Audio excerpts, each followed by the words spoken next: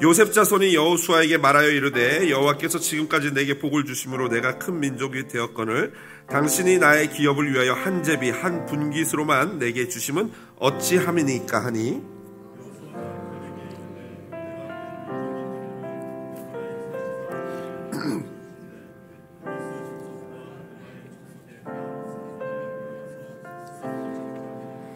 요셉 자손이 이르되 그 산지는 우리에게 넉넉하지도 못하고 골짜기 땅에 거주하는 모든 가나안 족속에게는 베스완과 그 마을들에 거주하는 자이든지 이스라엘 골짜기에 거주하는 자이든지 다 철병거가 있나이다 하니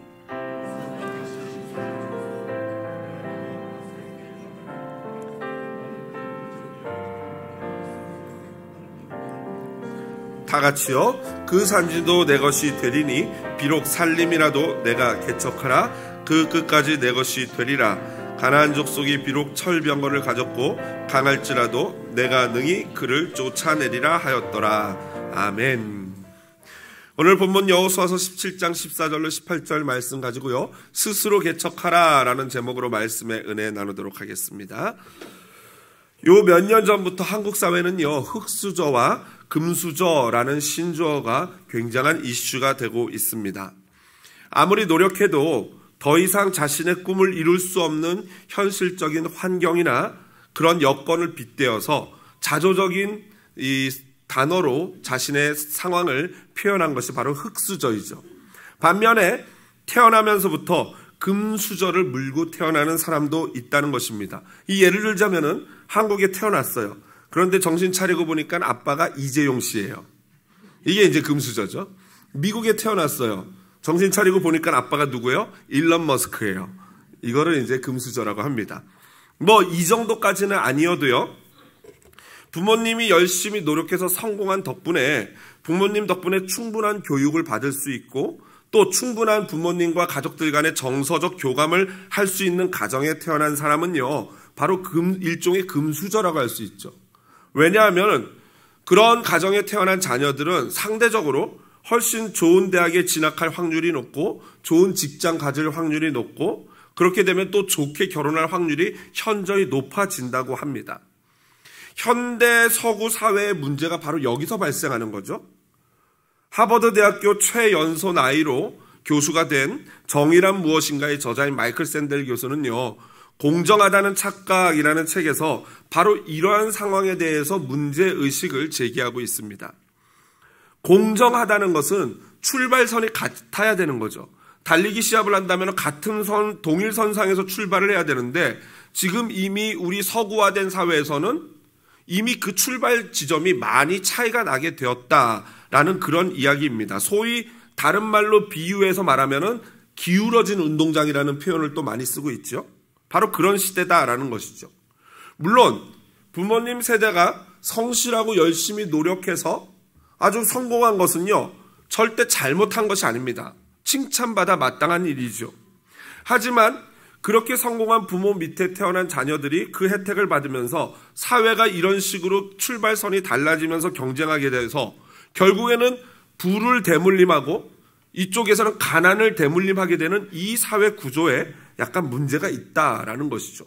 이 예를 들자면 쉽게 제가 예를 들어드리면 이런 것입니다. 제가 한국에서 사역할 때 저희 구역에서 학원을 이렇게 개업하는 분이 계셨어요. 그래서 그분을 제가 신방을 해가지고 이런 신방을 하면서 여러 얘기를 들었는데 그분이 학원을 개업하기 전에 무엇을 했냐고 여쭤봤더니 개인 과외를 했대요. 그 개인 과외를 어떻게 했길래 그거를 사업 대신에 그거를 업으로 삼을 수 있을까 하고 자세히 얘기를 들어봤더니요. 강남 8학군 얘기입니다. 부자들은 그렇게 한대요. 부자이신 부모들이 자녀를 양육하는 방법이 그렇대요. 도곡동에 있는 그 유명한 T 아파트를 사가지고 한 채를 월세로 빌린답니다. 그래서 한 서너 명의 아이들의 부모들이 모여서 그 월세로 아파트를 빌린 다음에 저녁 시간이 되면은 이 선생님들 한 분씩 이렇게 하여를 해가지고 과외를 한다는 거예요. 그런데 한국에서 뭐 대학 가려면 국어, 영어, 수학 요 세 개만 잘하면 가지 않습니까? 그래서 국어, 영어, 수학을 과외를 하는데 한 사람당 내는 비용이 10,000불이래요. 이럴 줄 알았어요. 보통 그렇게 다 하시죠? 그렇죠. 자녀들한테 뭐 한 달 동안 과외할 때 10,000불 정도 쓰시잖아요. 안 놀랄 줄 알았어요. 그런데 전체 3과목도 아니고 한 과목당 10,000불. 그러니까 그렇게 공부를 하고도 서울대를 못 가는 사람들은 도대체 뭔가. 저는 굉장히 의아하더라고요. 아니 그렇게 특수 과외를 받고 10,000불씩 내면서 1대1로 과외를 받아서 서울대를 못 가면 그게 참 머리가 참 그렇다라는 생각이 들더라고요. 그러니까 여러분 지금 돈이 있는 분들은 이렇게 자녀를 서포트할 수 있는 거고, 그렇지 않은 분들은 그냥 학교 공부만으로도 벅찬 거죠. 그런데 요즘 아시겠지만 한국에서는요, 선생님들이 공부 안 가르칩니다. 학원에서 다 배우지 이러고 넘어가셔요. 그러니 이게 점점 빈익빈 부익부의 격차가 날 수밖에 없는 거죠. 여러분, 만일 부모 세대가 열심히 노력해서 성공해서 그렇게 본인이 성공해서 열심히 노력해 성실히 일한 결과로 그렇게 자녀들에게 베푼다면은 그렇지, 자기가 열심히 한 거니까 마음대로 할 수 있겠지라고 이해할 수 있잖아요. 그런데 심지어 그 부모 세대가 불법이나 편법으로 부정축제를 한, 부정으로 재물을 모은 것을 자녀들에게 그렇게 써서 그 격차가 더 커진다면은 이 나머지 그렇지 못한 가정의 자녀들이나 청년들은 굉장한 허탈감이 생기는 거죠. 지난 주중에 한국에서 모 전 대통령의 손자가 자신의 가문의 비리에 대해서 유튜브에 실시간으로 공개를 했습니다.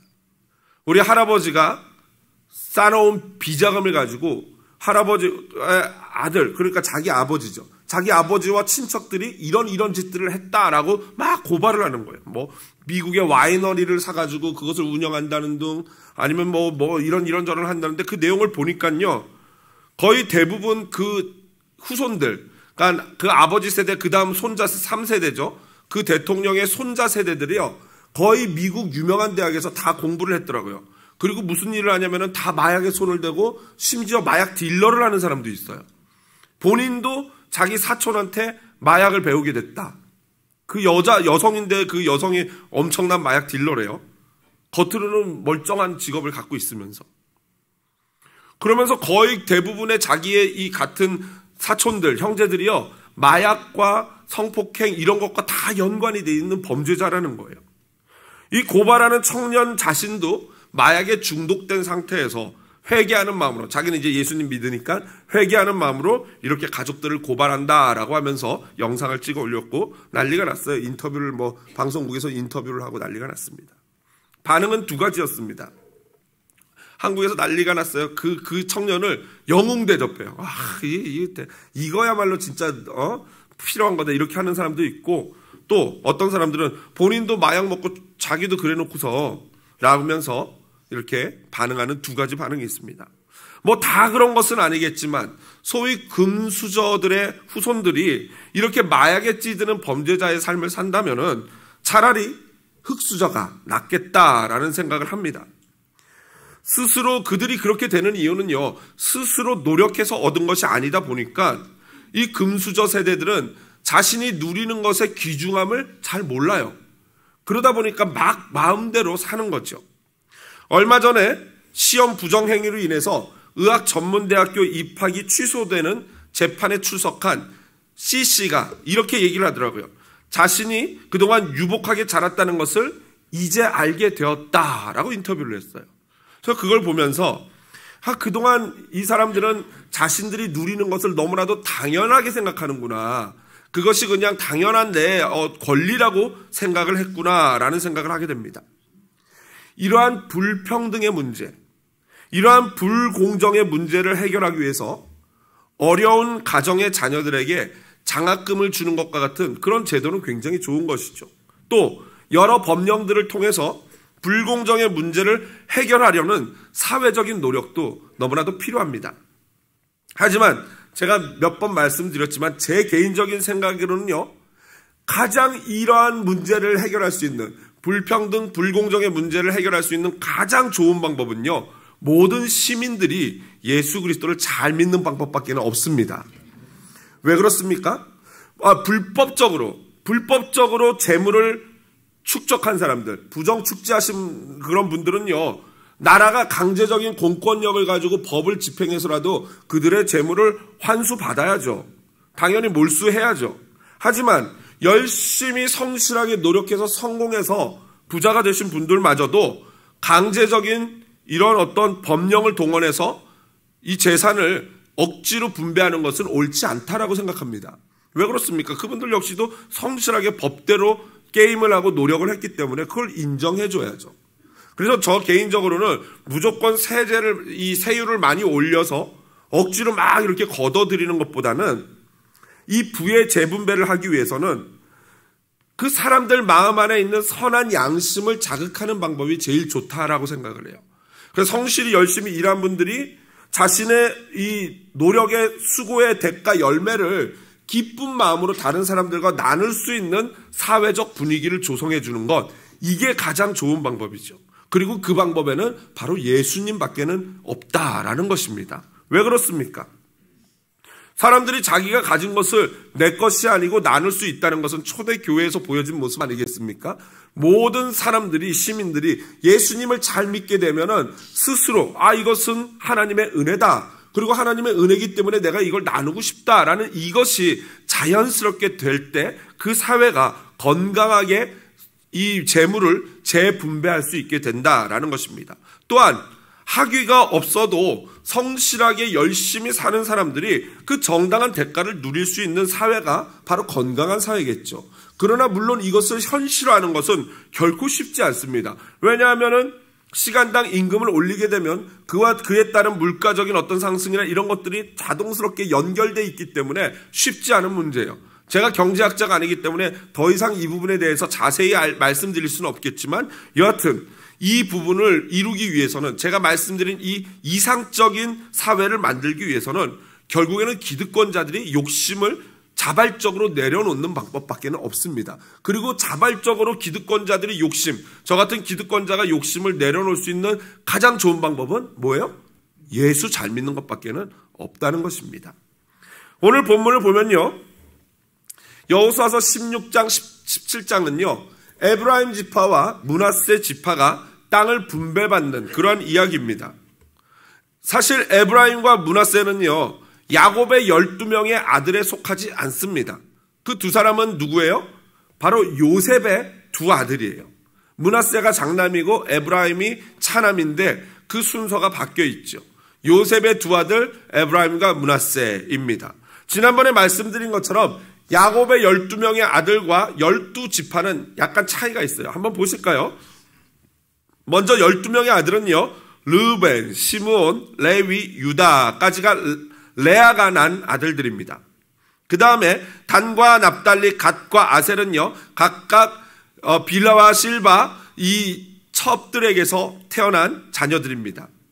그리고 다시 이사갈과 스불론은요, 레아가 또 낳습니다. 마지막으로 요셉과 베냐민이 바로 라헬이 낳은 유일한 두 아들인 것이죠. 이렇게 12명의 아들이 있는데 12지파는 좀 차이가 있습니다. 먼저 레위가 빠집니다. 레위는 아론과 모세가 포함된 제사장 지파라서 하나님의 성막을 수종드는 일이 바로 레위 지파의 기업이에요. 그래서 레위 지파는 땅을 주지 않고 하나님이 너의 기업이다, 성막이 너의 기업이다 라고 모세가 말함으로써 레위 지파는 땅을 분배받는 데서 빠집니다.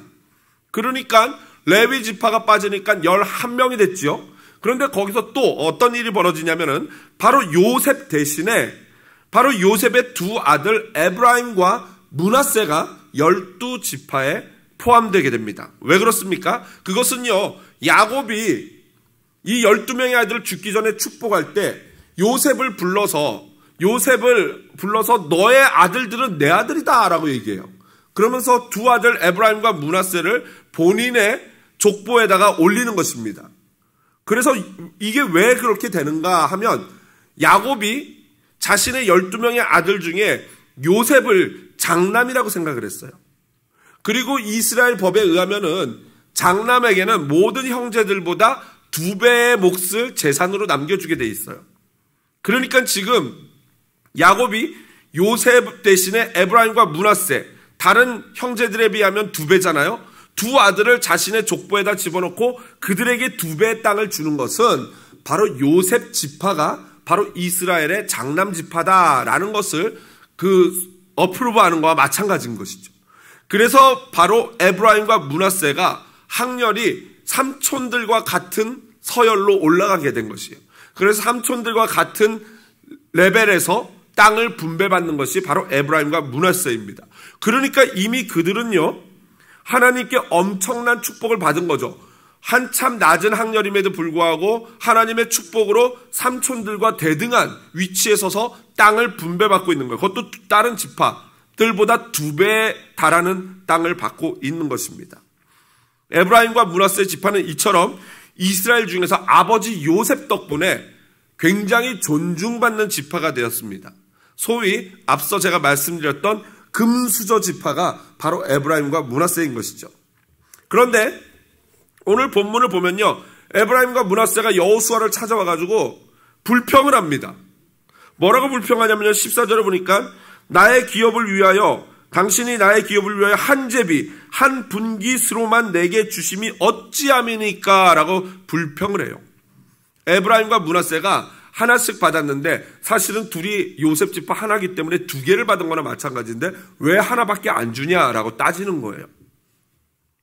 여기서 특별히 이들은 불평하는 자들로 나오는데요, 유다서 1장 16절에 보면 이와 동일한 단어가 나옵니다. 유다서에 보면은 불만을 토하는 자라고 나오는데요, 거기서 불만을 토하는 자가 헬라어로 멤푸시 모일로이입니다.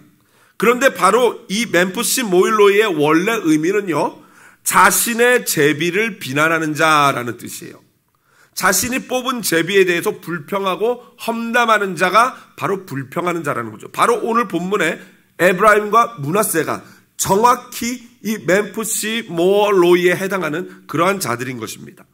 자기에게 배당된 그 제비, 배당된 분깃을 험담하는 거예요. 불평하는 거예요. 뭐라고 험담합니까?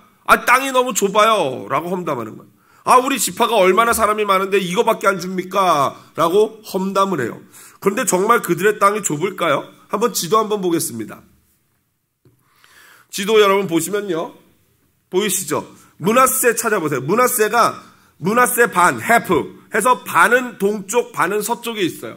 여기 맨 위에 보시면은 동편 므낫세라고 되어 있죠.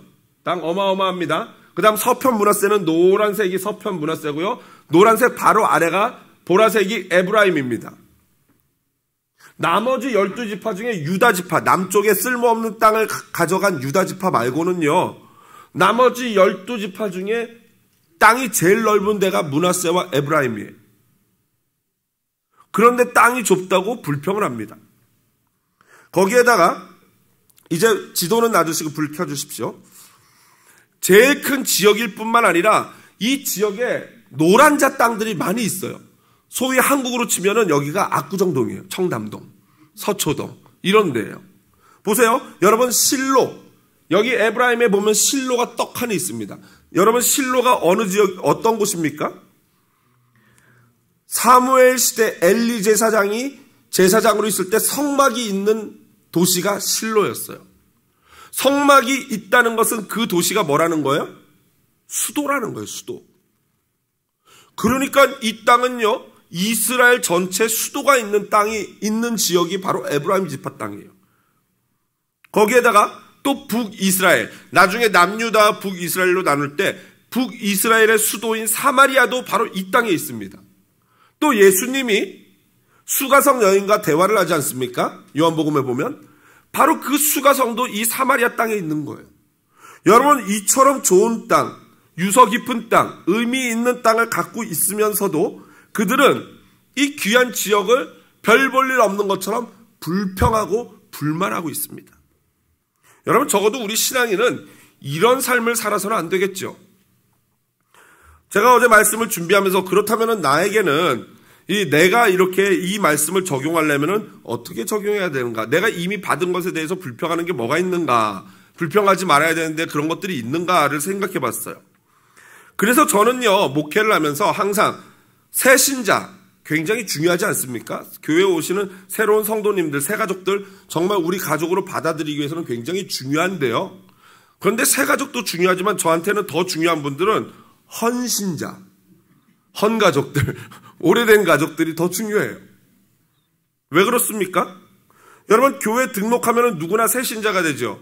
그런데 저분 새 가족이야, 우리 교회 새로 오셨어를 몇 달까지 할 수 있을까요?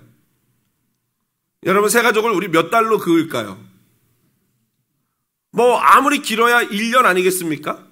제가 처음에 교회 오니까 처음에 우리 교회 30명 정도밖에 안 계셔서요. 교회를 이렇게 목회하다 보니까 성도님들이 많이 오셔요. 그러다 보니까 어느 시간이 지나니까 이 새신자가 원래 헌신자보다 훨씬 많아졌어요. 그래서 다들 우리 교회는 참 인사도 안 한다. 인사 당연히 안 하죠. 온 지 얼마 안 돼서 본인도 쑥스러운데 서로 온 지 얼마 된지 모르는 거예요. 그러다 보니까 서로 이렇게 쭈삣쭈삣 했던 거죠. 그래서 당신이 바로 우리 교회 가장 오래되신 분입니다라고 제가 늘 새로 오시는 분들한테 가르쳐 드렸는데, 지금도 마찬가지예요. 이제 8년밖에 안 됐는데 거의 다 제가 온 뒤로 오신 분들이 거의 대부분 아니겠습니까?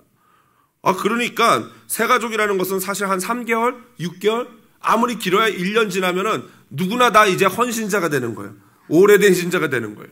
그래서 저는 새 신자도 굉장히 귀중하고 중요하게 여기지만 이미 우리의 가족이신 그 오래되신 성도님들을 더 귀중히 여겨야겠다라고 생각을 하고 있습니다. 이게 제 목회 철학이에요. 여러분, 자녀와 남편, 아내도 마찬가지 아닙니까? 자녀를 낳았는데 자녀가 말도 안 듣고 공부도 디리따네요. 그래서 이래요? 얘는 실패했고 한 번 더 낳아봐? 하나 더 낳아봐? 막 이럽니까? 아니에요. 하나님이 원하시는 걸 이미 준 자녀가 있잖아요. 어떻게 하라는 거예요? 이미 준 자녀를 더 열정적으로 더 잘 키우라는 거예요. 딴 생각하지 말고, 딴 데 신경 쓰지 말고, 내가 너에게 이미 준 자녀를 정말 하나님의 자녀라고 생각하고 잘 모시듯 섬기듯 잘 양육해봐라. 이게 하나님이 원하시는 거예요. 좀 하다가 안 되니까 몰라, 얘는 텄어, 다시 새로 하나. 여러분, 그런 분들 남편 아내도 마찬가지죠. 요즘 살다 보니까 이 사람이 요즘 많이 변했어. 이러시면 되겠습니까? 안 돼요. 당연히 지금 여러분 옆에 앉아있는 그분이 하나님이 나에게 주신 천생연분인 줄로 믿습니다. 한번 옆에 분 보시고 그렇게 얘기하세요. 당신은 나의 천생연분입니다. 왜 안 하세요? 장로님들, 권사님들 왜 안 하세요? 하셔요. 지금, 옛날에는 이거 문제가 아니라 지금, now and here and now. 여기 지금 내 옆에 있는 이 사람이 맞대니까요. 자꾸 여기 있는데, 아닌가? 막 이러면서 이러지 마시라니까요. 그거 아니에요. 이거 맞아요. 우리 애들도 마찬가지예요. 지금 그 애들 하나님이 주신 거 맞고 그 아이 잘 키우면 되는 거예요. 무엇보다도 중요합니다. 그러니까 여러분, 하나님이 주신 차라든가 집도 마찬가지 아니에요? 내가 잘 손보고 관리하고 아껴서 상하지 않도록 잘 이렇게 하면서 하는 게 맞는 것. 그게 바로 하나님이 원하시는 것. 그렇게 할 때 하나님께서는 더 좋은 것, 더 새 것 주실 줄로 믿습니다. 그게 우리 크리스천의 마땅한 자세입니다. 오늘 불평하는 에브라임과 므낫세에게 여호수아가 이렇게 대답합니다. 너희는 큰 민족이니까 땅이 부족하다면 어떻게 하면 돼요? 산으로 올라가라는 거예요. 산간지대 거기 땅 많다는 거예요. 가서 스스로 개척하라 라고 명령합니다. 여기서 개척하라라는 단어는 히브리어 베레타인데요. 이 베레타는 나무를 베어내고 산림을 개간한다라는 단어예요. 만약 땅이 없으면 산지에 올라가서 나무 다 베고 땔감으로 만들고 그걸로 집 짓고 그렇게 땅을 만들라는 거예요. 여러분, 여호수아가 어떤 지파 사람인지 아십니까? 여호수아는 에브라임 지파 사람들이에요. 지금 에브라임 사람들이 자기네 가장 어른인 할아버지인 여호수아한테 와가지고 부탁하는 거예요. 할아버지, 우리 같은 집안인데 이거 좀 더 주셔야 되는 거 아니냐고 이러는 거죠. 여호수아가 만약 다른 지파였으면 이 말 못할 거예요. 왜? 에브라임 사람들이 분명히 이상하게 몰고 갈 거니까요. 만약에 이 여호수아가 막 유다 지파였는데 안 돼, 너희 받은 땅에서 충분하니까 거기 개척해. 그렇게 하면 이분 진짜 이상하신 분이네 이러면서 아마 또 불평했을 거예요. 이렇게 여호수아가 너희가 땅을 개척해라, 스스로 개척하라 라고 말하니까 또다시 불평합니다. 16절이죠. 뭐라고 불평합니까? 거기에 사는 가나안 민족들은요, 여호수아님 철병거가 있어요, 마차가 있어요 라고 말해요. 이게 무슨 말입니까?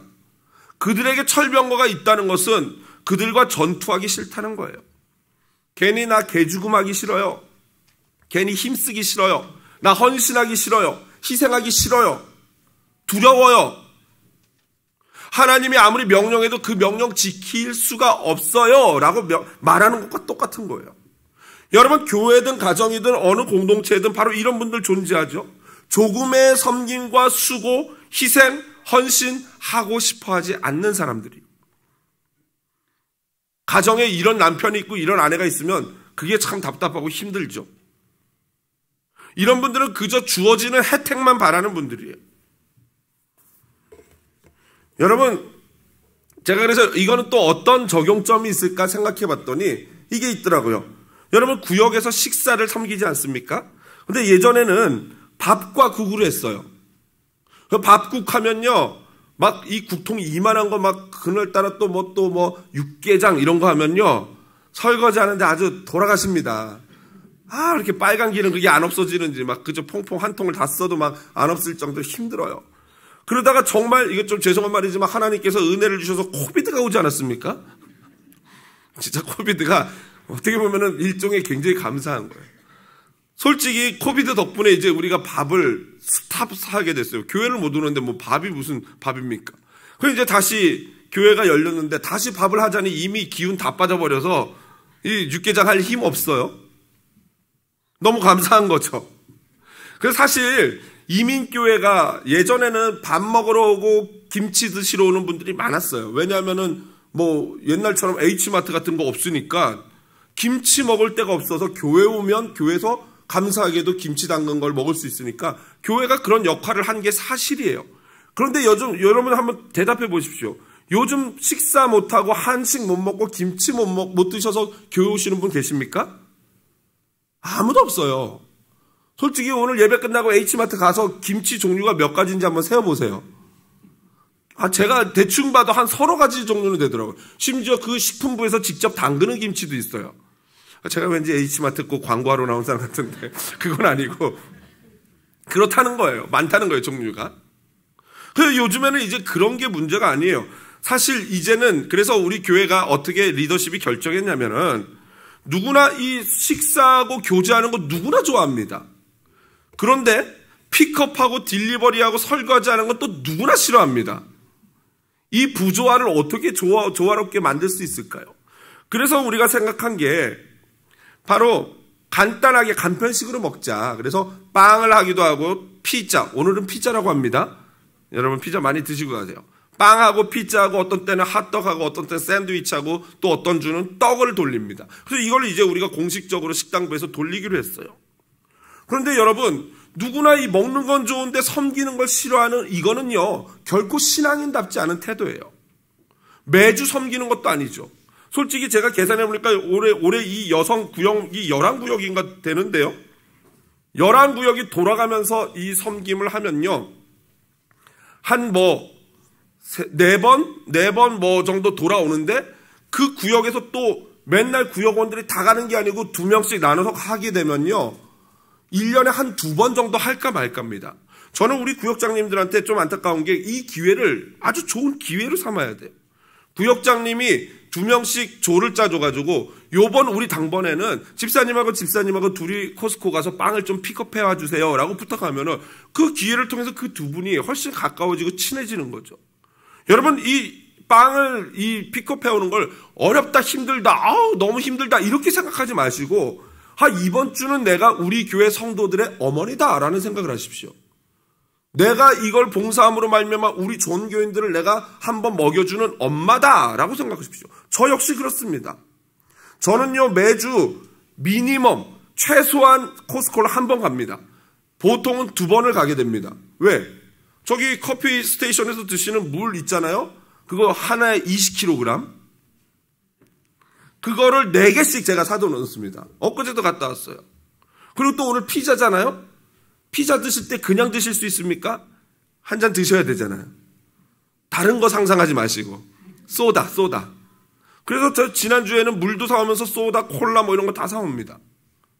근데 이번 주에는 특별히 이제 이걸 사러 우리 집사람이랑 같이 코스코를 갔는데, 제가 근데 또 비 오는 날이라고 좀 이렇게 워커와 같은 좀 큰 신발을 신고 갔어요. 막 철퍼덕 하는 걸. 그래서 이제 싣고 가서 물을 이만한 걸 들고 이제 카트에다 실으려고 하는데 그 물을 올려놓은 팔레트 있지 않습니까? 물 이렇게 올려놓는 그 플라스틱 팔레트. 신발이 크다 보니까 거기에 걸려가지고 이 문등처럼 앞으로 이렇게 쓰러지는 거였어요. 그러면 여러분 어떻게 해야 돼요? 얼른 물 넣고 손바닥 짚어야 되는데 물로가 탁 터지면 완전 계속해서 죄송합니다. 망신 X망신 당하게 생겼거든요. 바보같이 이거 안 났어요. 계속 잡고 있었어요. 그러면서 어디로 넘어졌냐면 카트 손잡이 위에다 올리면서 이렇게 넘어졌는데 다행히 저희 집사람이 저 맞은편에서 카트를 붙잡고 있었어요. 만약에 집사람이 카트를 안 붙잡고 있었으면 카트랑 같이 앞으로 쭉 가면서 앞으로 철퍼덕 할 뻔했어요. 그렇게 제가 해서 턱 여기다 물에다 찌고 이러면서 속으로 무슨 생각했을 것 같습니까? 아이씨 이놈의 것 이랬을까요? 전혀 아니에요. 하나도 불평 하나도 안 나고 다행이다 감사하다 막 그냥 다행이다 이렇게 생각했는데 저희 집사람은 굉장히 염려하더라고요. 이제 다 됐나 봐. 다리가 후들거리시나 봐요. 어떻게 우리 남편 막 이러면서 놀리더라고요. 예. 여러분 그거 하면서 불평 하나도 안 나와요. 너무 기뻐요. 왜냐면 오늘도 제가 굉장히 기쁠 건데 여러분들이 피자 드시면서 콜라를 들고 마시는 모습을 보면요 그렇게 좋을 수가 없어요. 다만 막 콜라 아무데나 이렇게 굴러다니는 거 보면 약간 화나요. 그러니까 잡은 거는 끝까지 드시고 남으면은 여러분 가져가십시오. 드시다가 그냥 놓고 가지 마시고 꼭 그러십시오. 먹는 거 보면 드시는 거 보면 너무 기쁘고 좋고 커피 스테이션에 만나서 막 커피 드시면서 얘기 나누는 거 보면 너무 마음이 흡족해요. 왜? 내가 이렇게 섬겨서 우리 성도들이 이렇게 즐거울 수 있다면은 여러분 얼마나 귀한 겁니까? 얼마나 감사한 겁니까? 여러분 주석가들은요 한결같이 오늘 본문에 나오는 에브라임과 므낫세의 태도를 지적합니다. 한번 볼까요? 같이 한번 화면 보면서 읽어보겠습니다. 시작.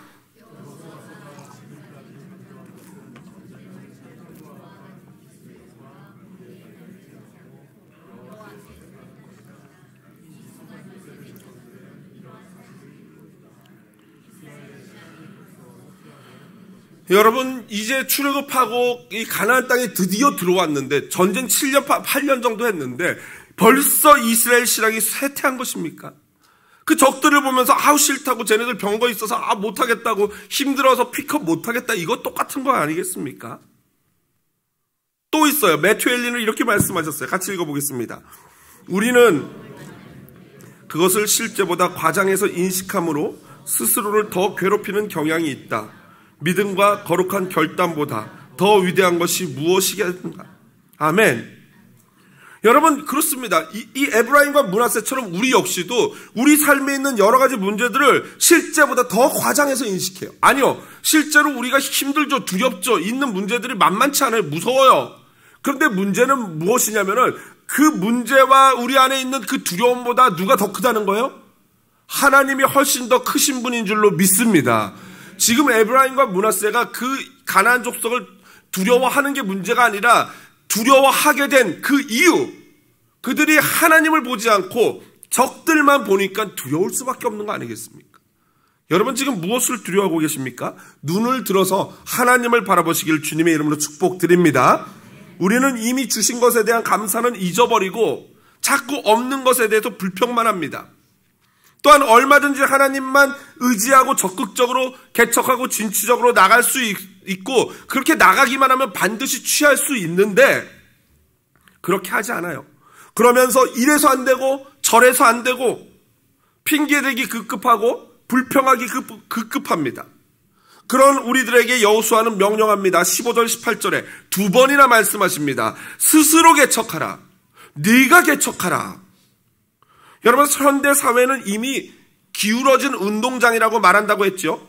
소위 더 이상 개인의 능력이나 노력만으로는 성공하기 힘든 시대가 되었다는 그런 얘기입니다. 맞는 말이기도 하지만 또 무조건 맞진 않아요. 틀리기도 해요. 꼭 그런 것은 아니에요.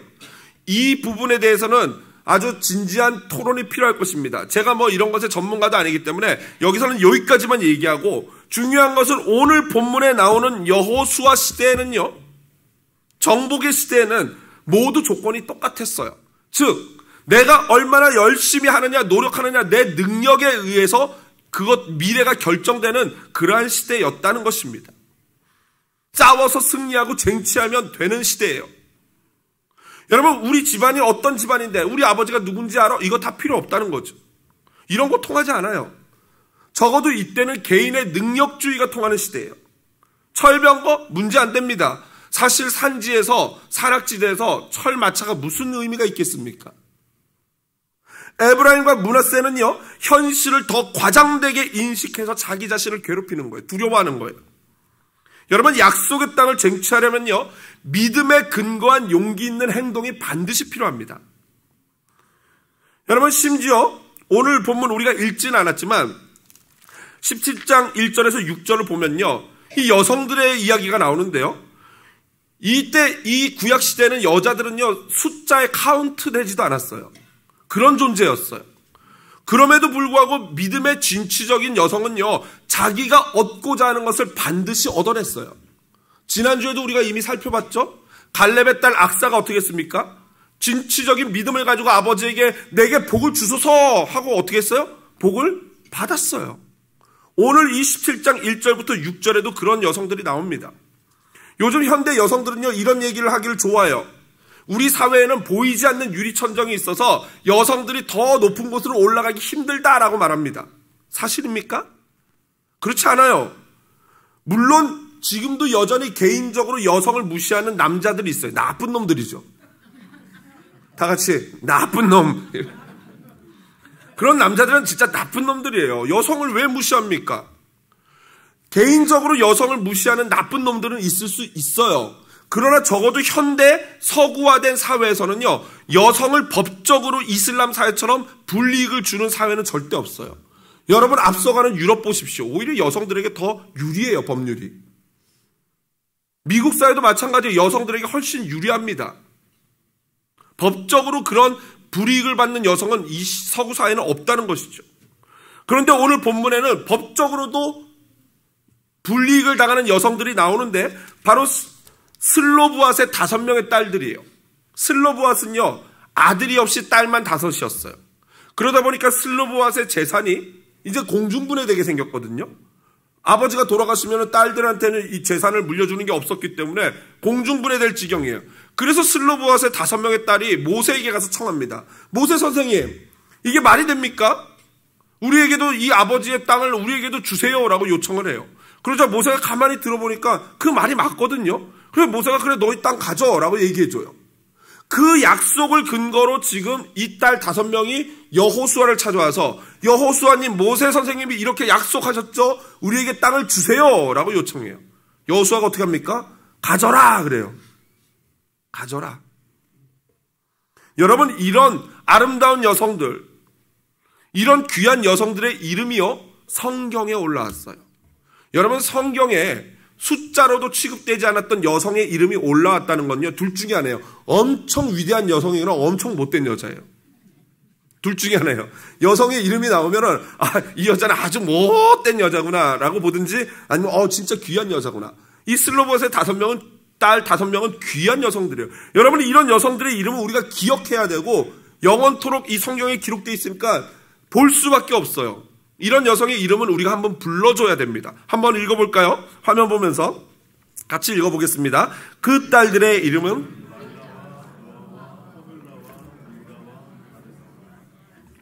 아멘. 여러분, 이 위대한 이름을 그렇게 엉망으로 읽으시면 되겠습니까? 또박또박 잘 읽어주셔야죠. 믿음은 언약의 말씀을 근거로 하여 용기 있게 행동하고 스스로 개척하여 필요한 것을 쟁취하는 것입니다. 언제까지 땅이 좋지 않아서, 적들이 너무 강해서 불평만 하고 있겠습니까? 오늘 여호수아는 저와 여러분에게 스스로 개척하라, 네가 개척하라 라고 명령합니다. 여러분, 저와 여러분이 지금 두려워하는 그것이 무엇입니까? 불평하는 것이 무엇입니까? 오늘 이 시간 결단하고 믿음으로 개척하시기를 주님의 이름으로 축복드립니다. 말씀을 마무리합니다. 불완전한 인간 사회에서는요, 흙수저, 금수저 있습니다. 있을 수밖에 없어요. 불완전한 죄성을 가진 인간들이 사는 사회니까요. 하지만 여러분, 분명히 아셔야 됩니다. 영적인 세계에는 그런 거 없습니다. 아무리 믿음이 좋은 부모님이라고 해도 그 밑에 자손이 똑같이 믿음 좋다는 보장이 없어요. 반대로 우리 부모님은 불교 믿고 무당 섬기고 이랬던 부모라도 그 자녀 세대가 믿음 좋지 말라는 법도 없습니다. 왜냐하면 믿음은 개인적인 거예요. 그래서 믿음의 3대, 믿음의 4대 그런 거 자랑할 필요가 사실은 없어요. 천국은 침노하는 자의 것인 줄로 믿습니다. 지금 현재 내 믿음이 중요한 거예요. 나의 믿음이 중요한 거예요. 우리 부모가 어땠다, 우리 할아버지가 어땠다 필요 없어요. 내 믿음이 지금 어떤 믿음이야, 이게 중요한 거예요. 누구누구 때문이다 핑계하는 자 하나님 나라에 합당하지 않습니다. 그런 자에게 하나님은 이런 말씀하십니다. 에스겔서 18장 2절 4절 같이 한번 읽어볼까요? 너희가